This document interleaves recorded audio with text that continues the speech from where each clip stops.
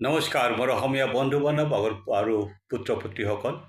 আজি ছ'চিয়েল মিডিয়াত এটা খবৰ পালোঁ, এটা প্ৰাইভেট নিউজ চেনেলে এটা খবৰ দিলে যে কিছুমান অল্পসংখ্যক অল্পসংখ্যক সংগঠনৰ নেতাই এইটো আৱাজ দিছে যে অসমতো তেখেতসকলে দৰকাৰ হ'লে বাংলাদেশৰ নিচিনা, যেনেকৈ বাংলাদেশত প্ৰাইম মিনিষ্টাৰৰ চৰকাৰখন ভাঙি দিলে, প্ৰাইম মিনিষ্টাৰক পলাবলৈ বাধ্য কৰিলে, তেনেকৈ তেখেতসকলে অসমতো কৰিব। তেখেতসকলে নোৱাৰে কৰিব, কিন্তু এই উৎসাহটো এই শক্তিটো তেখেতসকলে কাৰ পৰা পাইছে আপোনালোকে জানেনে?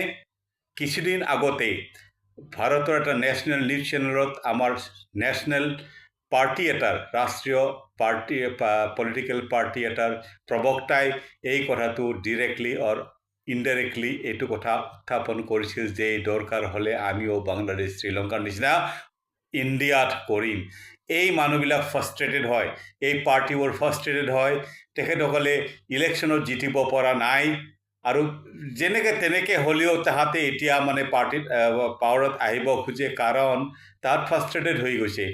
সেইকাৰণে মই কৈছোঁ, সেই ৰাইজ সাৱধান হওক, এইবিলাক শক্তিৰ পৰা দূৰত থাকক, এইবিলাক শক্তিক কেতিয়াও ছাপোৰ্ট নকৰিব, এইবিলাক শক্তিৰ প্ৰলোভনত নাহিব। Thank you so' much. জয় অসম, জয় হিন্দ।